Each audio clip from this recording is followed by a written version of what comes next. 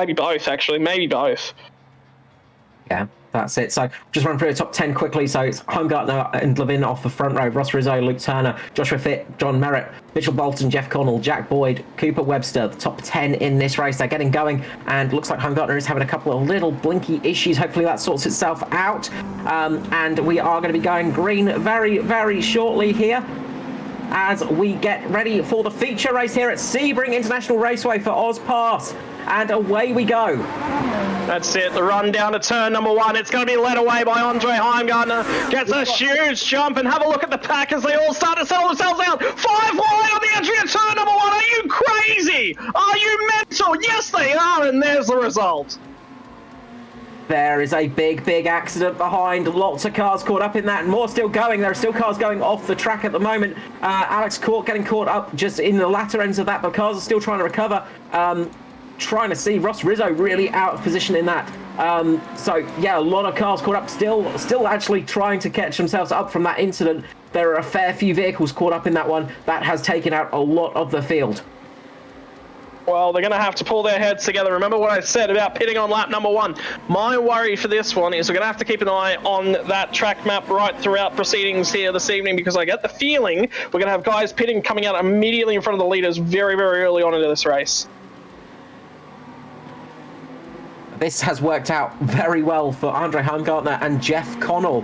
Jeff Connell already up in P2. Is that Cooper Webster already up into P3? You're kidding me. It's Andre Heimgartner in P1 with Jeff Connell P2, 2 seconds off the lead. 3.4 down is Cooper Webster. John Merritt up in P4. Jared Hughes up in P5. 6th is Andrew Dyson. 7th is Dennis Katarik. 8th is Paul Mansell. Jordan Peter in 9th. And Daniel Webster in P10. So a few drivers moving their way up the field at the moment and getting really good starts there. Richard Brookfield getting a fantastic start, making 8 positions. But the biggest gainer is Jared Hughes with 9 that I can see on my screen at the moment. Yeah, Jared Hughes, biggest move of the night on screen so far. He's behind John Merritt, who was very, very good at defending during our last race. So he's going to be a tough one to pass, as it looks like Jared Hughes tries to get down the inside there into the final 2 turns. McLaren perfectly positioned for the exit. Andrew Dyson jogging on the spot with Dennis Katarik as well, who has jumped into pit lane behind him. So Katarik choosing to pit early. Costly was that accident for Brendan Levine. He's still trying to get around to get into pit lane. So that incident was caused by Brendan Levine actually just in the first corner. He just got a little bit loose on the exit, spun it round unfortunately, and then everybody had nowhere to go, and it was a big, big accident. So that was really, really costly at the start. Huge incident. Unfortunately, that's what happens when you got cold tyres in the evening. Well, that'll settle it out. That'll shake things up just to begin with. These guys have now got to get their elbows out, settle into the race a little bit as the sun starts to set at Sebring. Starts to set. It's been setting for a fair while, and those lights really start to come into their own anytime about now. Car in the background is going to be looking for a move down the inside. It was one of those white cars. I think it was a McLaren back there. So guys already starting to get a hurry on. They want to make the most of this 45-minute race. Yeah, they're trying to get a little bit further up, trying to get some moves made, and just trying to really get themselves a little bit of space right here, which is always hard to do. Just looking through the AM class, it's Guy Leach in the lead at the moment Daniel Webster in the lead at the moment. Guy Leach just behind him in 9th and 10th. So the AMs are very much up the pointy end of the field at the moment. Well, chaos is the story of the night. Start race number 2. Keeping your eyes way down the order. See a whole bunch of guys pulling towards the right. This will be what gives us the tell for what causes the accident down in turn number 1. On the anchors, starts to turn it in. 3-4 wide way back in the pack, and it's that first bump that unsettles the Audi at the head of the queue, and the whole field has just got nowhere to go. Gee, that looks oddly similar to somebody else from past 2. Who was that? Yeah, somebody else made that mistake today, but I can't name a name. No clue. I think who it was, yeah. Meanwhile, leader is Heimgartner, who is still having a couple of blinking issues, but hopefully things do settle down a little bit. He's got Jeff Connell behind him with Cooper Webster. Those 3 have got a little bit of space. Got a bit of an incident there. Sam Lehman. Sam Lehman. Now, I was talking to him actually earlier about the Audi, and he said to himself, I've got to keep remembering that this car is not just point and shoot. I've got to wait for the car to rotate. I've got to give it that little bit of throttle just to stabilize the rear end. So he'll channel down pit lane. That'll be a fast repair burn very quickly. The benefit for Sam is that it's happened right before the pit lane entry, so not too far to go for him. Jumping back, Andrew Dyson making a move right here on Jared Hughes. Dyso making the move in the Ferrari on Ferrari action. Just in front of them is John Merritt, who was also just making a little bit of a move there, I think. So John Merritt's just sort of got a little bit scruffy, but really, really nice to see that action out on track. They are driving very hard at the moment, driving very fast. And there is a lot of passing going on the track. Miles Bond, however, has had a big moment in the Lamborghini, just losing it through the final set of corners. Back end just gets out, just tags the wall slightly and just loses it in front of a couple of other cars. Luckily, they get through unscathed. The Bolognese not getting spilt too much.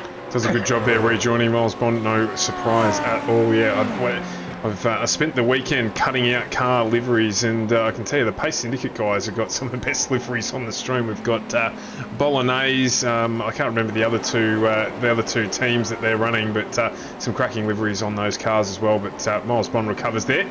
No damage to the Lambo, so he will get back on with it. And Carl, just to let you know, John Baldwin certainly wants to see you in a Pass 2 race. Fair enough. But we're going to see right now Cooper Webster getting onto the back. I think Cooper Webster really wants to get past now because they're desperately losing time right here and really wants to go in. No, it comes into pit lane. Webster into pit lane.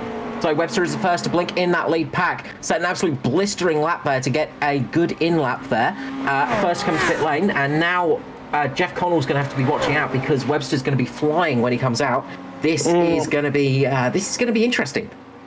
Yeah, I think Cooper Webster's triggered that by the fact that Jeff Connell slid behind him. I think he was watching us a couple of weeks ago, and I think he's gone, you know what?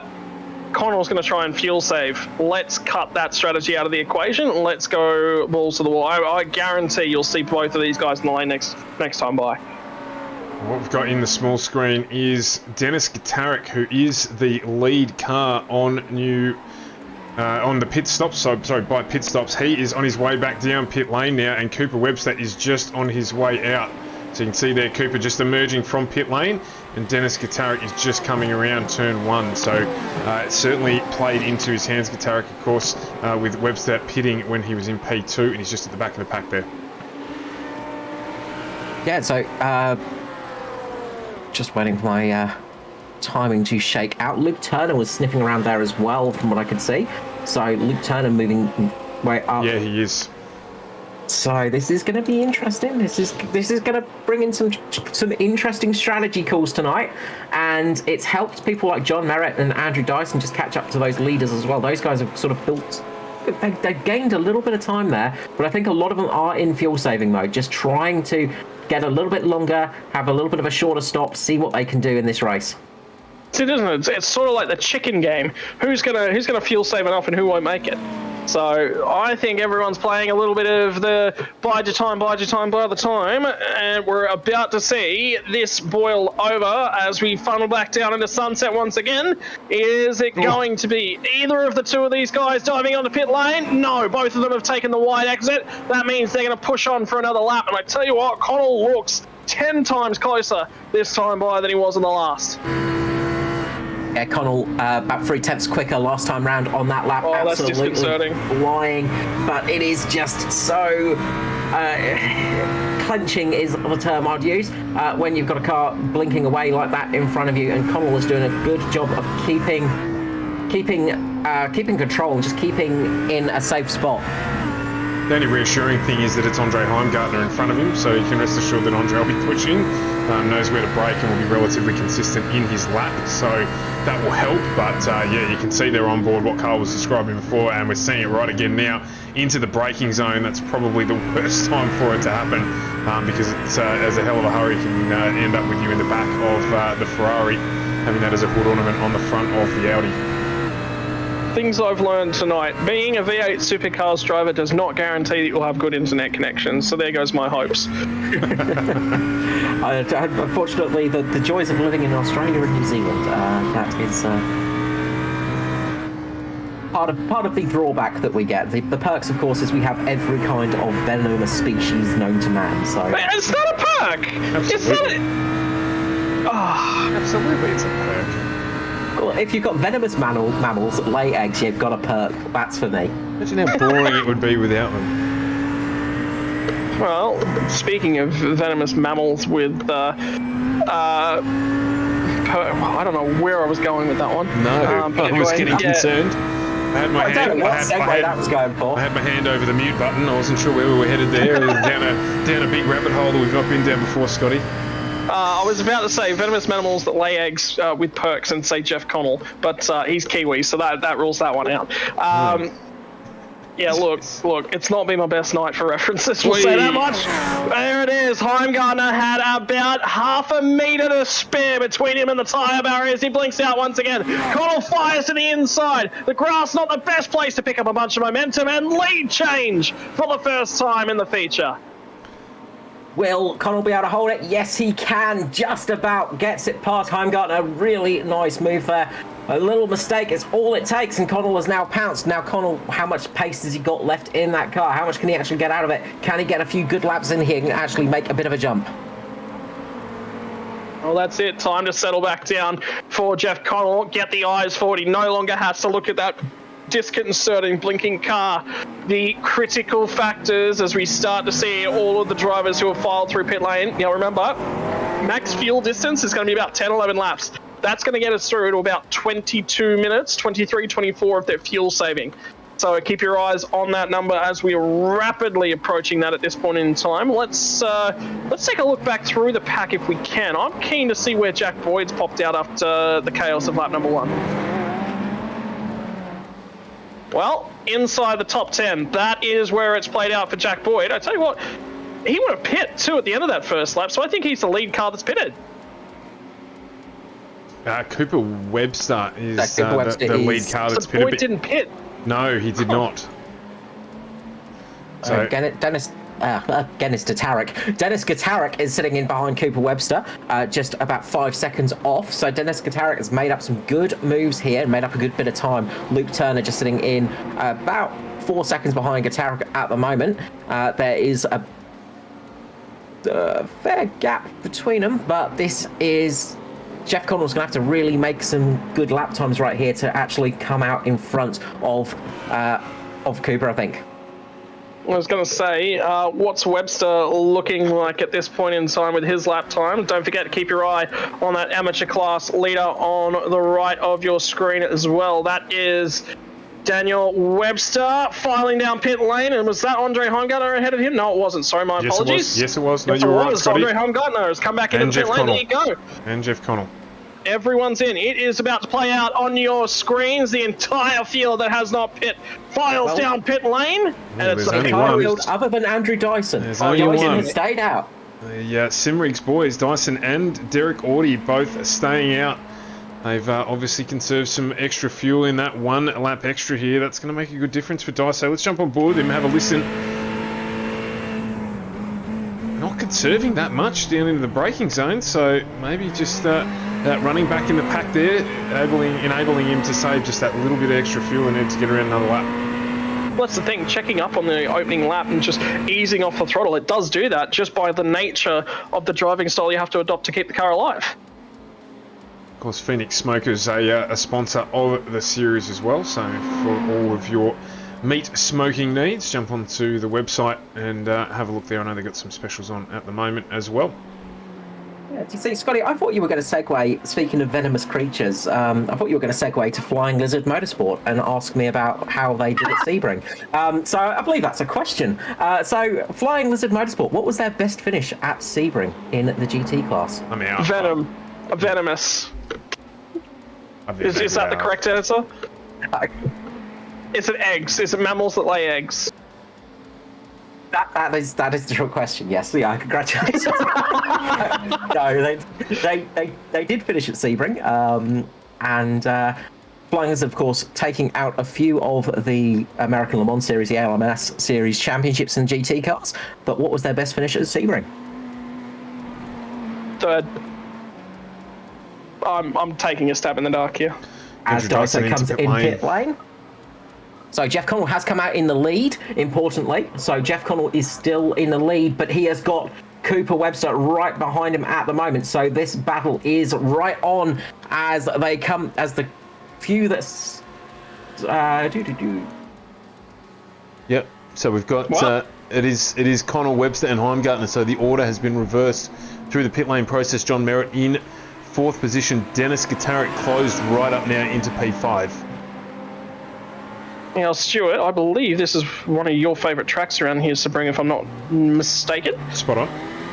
Yeah, so talk to us about the alternative lines, because that last corner, Sunset, you can attack it well, actually, I tell you what, we'll wait till the end of this lap because we'll be able to see it, because I just noticed Jeff Connell's running that wider entry line, which gives him it just changes up the nature of the corner right the way through. But we'll talk about that in a few moments when we get to the tail end of the lap. And this battle is getting close because Dyson is in that picture as well, so it's going to be as we near the halfway mark. In fact, we've just crossed the halfway mark at this point in time, so it is now going to be a 4-car fight for the lead. Cooper Webster just wanted to fill the mirrors there of Jeff Connell as they head down into the hairpin. Get back on the power. Take a ride around this track with Jeff Connell. It is an absolute bumpy ride. You don't want to run Formula cars around here, I'll tell you that much. You'll come away with a very sore back, the stiff suspension. This is, I believe, this is Chamberlain. And then Tower will be the next right-hander coming up here on the right-hand side of the track. Bump car bounces all the way out the curb on the left-hand side. There's a couple of bumps in the middle of the corner here. You can just see how much that car's bouncing around. I think Connell might have picked up a little bit of dirt on the exit, so Webster is closing. The gap is only 1.5 tenths as they head up into the Le Mans section. Right up and across the curbs on the right-hand side. Again on the left. Flow it all the way out to the extreme edge of the track, and there it is, the view from the nose cam as they come through Le Mans. Down the back straight, and Stu, talk us through Sunset. Yeah, through Sunset here, you've got to be careful. You don't get too close to the wall. You want to get as close as you can. As you see down the inside here, it looks like Cooper Webster's going to make the move, and he gets it done down the inside, and he's going to take away that P1. You can see how bumpy it is on the exit there. There's 2 different lines you can take through that corner, both on the same line there, just to avoid the bumps that push you wide and can put you at risk of hitting that tyre wall or get too close and you hit the inside wall. Same here. There's 2 alternate lines. You get in nice and close early there. It's actually a small little camera box that you can use as a reference point. You want to get nice and close, which means you can get on the gas as early as possible and run the car nice and wide on the exit of the corner. Executed perfectly there by the 2 gentlemen on screen as there was the change for the lead. Cooper Webster now out in front in this race with 17 or 16 and a half minutes to go.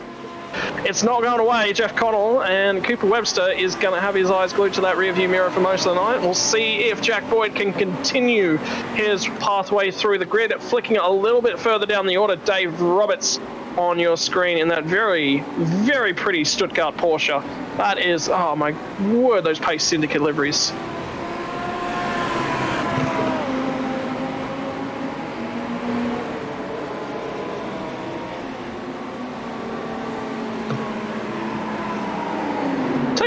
I think we're going to have ourselves a livery competition this season, because a lot of the drivers have been putting in work just to keep Stuart busy flicking through the liveries and getting them adjusted into the order. Well, you thought it was over for Jack Boyd. He picked off one car. It might be a little bit of a break before he gets onto the next one. No, immediately down the inside, he'll pick off another, does Jack Boyd, and that is going to be another place further forward. He's up to 11th. He's looking to creep his way into the top 10.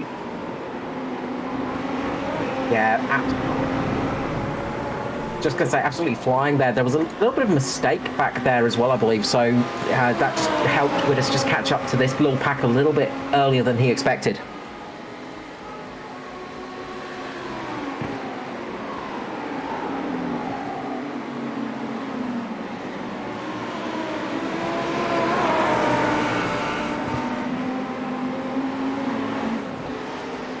Who's that bottom right? Yep, I was about to say, I'm pretty sure Connell is creeping right into that rear view mirror of Cooper Webster, and I think if he'd gotten any closer, there might have been a tail light out for Cooper Webster. He would have been pulled over on the drive home, that's for sure, because Connell is coming. Effectively, alternative skinned Audis at work here, boys. One of the things I was going to say was Connell was just a couple of attempts quicker the last few laps. Now Cooper Webster's starting putting in the pace. I think just watching this battle going on behind and just starting to react to this. Listen to that engine of Jeff Connell's wind its way up through the gear. Slightly different note in the Lamborghini. Lamborghini's got a little bit more of a scream to it. A little bit more blowing your eardrums out if you're not careful too. That's the benefit of being in a very expensive race car. They sound absolutely gorgeous once again.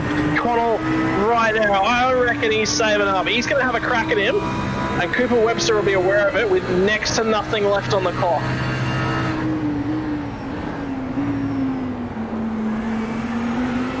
Jack Boyd's just got past Guy Leach, so there's a change of position there.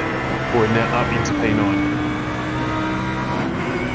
I think that's disappointing that he hasn't had the opportunity to race up front with these boys in this one, because I'm just keeping an eye on that time. I think he's actually closing times on the leader, so I have a feeling that Jack Boyd might be the fastest car out on track as it stands at this point in time. Look at those glowing brake discs in the twilight there. Just look at how dark it's gotten as well. One of the beautiful things about Sebring is just when it gets dark like this, there are a few circuit lights here and there, but generally it is just relying on those headlights. There's still a little bit of gloom from the sunset itself, but it is definitely getting dark out there. Yeah, the cat's eyes, that is one of the benefits of running around Sebring. You really get to understand exactly where the edges of the track are, and it's a really different experience, kind of surreal to be running past them at such a high rate of speed when you're used to highway speeds in your everyday car. Once again, Jeff Connell continue to harass the rear bumper of the Lamborghini. You just see it on the entry there, just a little bit quicker, runs a little bit wide, can't pick up the throttle as aggressively on the mid-corner. Just slight differences in the way you drive the GT3 cars, and that's what makes the 7 manufacturer series so interesting to just about everyone that picks one of these bad boys up. Jumping back a little bit to P18, Maverick Benson having a really good recovery drive from that early instant. 24 positions gained up to P18 at the moment for the AM driver. Scott Gray as well up 24 positions in 21st. Also having a very good recovery drive after getting caught out with the bridge earlier on in the first race, but a very good recovery in this one, getting up through over half of the field. Again, I love those brake discs in the twilight. Highlight of my evening, seeing brake discs in the twilight. Look at them glow, and you can tell that bias is very rear set for Scott Gray, because have a look at the color difference in the front and rear discs. That is that telling factor, that one. Yeah, very much so. It's one of those things that engineers keep an eye on. They love it when it's dark or raining, because they can see the aerodynamics of the car and they can see the way the brakes are working as well. They will be out there with their cameras generally, but not so much for sim racing, but they do love that kind of thing. The fact that it's modelled, like you see, it's not something that has to be modelled, and they do a phenomenal job here of iRacing. You know, one of the benefits is a simulator. You get to have your own tweaks, get to have your own say on the way that you think things should handle, and it's an optional thing, and they've taken the step to add that in, and all power to them. Well, keep your eyes down through the field. Dyson's run a little bit away from Heimgartner. Gatarik is actually just outside of half a second off of the rear bumper of Andre Heimgartner. So this battle pack's starting to close up a little bit in behind our leaders. We'll have to keep an eye on that one, as we've got 3 minutes left to go, which will be 2 laps, boys. 2 laps left to run in GT3, round number 1 of AUSPASS Season 5. Connell just having a little look into turn 1 that last time around, just starting to make his presence known. So Connell is trying to put a bit of pressure on Cooper Webster at the moment. Webster absolutely keeping that car planted in the middle of the racetrack. So this battle at the front is not over yet. Look out for Jeff Connell to try and make a little bit of a move maybe. And he's definitely got some pace under braking, so Connell looks a little bit more confident on the braking, but Webster's just got a little bit better exits, so they're taking slightly different lines, slightly different ways to the Drakes, of course. They are slightly different cars with the Audi and the Lamborghini, but they are both racing absolutely to the maximum. Look at how close Connell is that time round. This is fantastic stuff. Yeah, Connell is coming. Whether or not he can get the job done, well, he's got a lap and a half there to go. They'll turn off of Tower for the second to last time tonight. Run down this little middle of the lap stretch. Is a beautiful, beautiful track in the daylight, but even better at night. It'll be even better for Jeff Connell if he can get it done with one straight and one lap to go. Jack Boyd getting past Paul Mansell there. A little What a climb. earlier on. A really good recovery drive there. So good to see that going on. But really, you just got to keep an eye on the leaders at the moment because this battle is definitely not over. And you can tell Connell is looking just to possibly get it done. We're going to be coming into the final lap. That white flag will be unfurled, and we are going to be coming in very quickly to the end of this race. I think that's the closest Jeff Connell's been for a number of laps. The gap to 0.25, so it's just fractionally under a quarter of a second, and now it dips to 1.5 tenths. It's 1 tenth. Connell will have a crack. He's to the inside of Webster. Not quite enough room there. Webster will get back to the gas on the exit. Nearly sends it into the dust at the end of turn number 1. Connell's not done yet. He'll have another crack at the hairpin. He'll have another crack down the back stretch into sunset for the final time. You can count on that. And Cooper Webster, you've got to get up 10 times earlier than that, Jeff Connell, to get that move done. Yeah, Webster was waiting for Connell to try and make that move. Just kept calm, serene around that corner. Absolutely paid off. Marching out to 4 tenths now, and I tell you what, with half a lap left to run, that will be more than enough for Cooper Webster, barring a massive error. And Webster will know that. He's got the pedigree. He knows. He's been in these sorts of situations before. He'll know how to manage it. Down to 4 tenths once more as that draft effect kicks in. So it got down to a quarter of a second once more. We have got one straight. Sorry, my apologies. A little bit earlier in the lap than that. Got half a lap remaining. There we go, half a lap remaining now. So it'll be the run down to Lamore, right, left, right once more, and then the run to sunset. That's all Connell's got left to do. 4 tenths of a second. Error effect. He begins to close in the draft. This is where the Audi should be really strong, but the Lamborghini, it's got nearly the same characteristics. It's got better characteristics if you got Cooper Webster behind the wheel. It's getting so close to the end here for Webster. Just a few more tantalising corners to go. Connell is just trying to press as hard as he can, but there's nothing he can do at the moment. I tell you what, Heimgartner's in trouble. If you have a look at those pictures back further down the field, Gatarik is closing at a rate of knots. The gap is under a quarter of a second. It's over at the front of the field. Webster will clinch it, and it's going to be Connell in behind him. They'll weave down the front stretch for a little bit. And here comes the run off the final corner. Heimgartner's able to hold him off, and it will be Dennis Gatarik is on the brakes. He's letting a few cars go here. That's not a slowdown penalty. Surely that's not a slowdown penalty.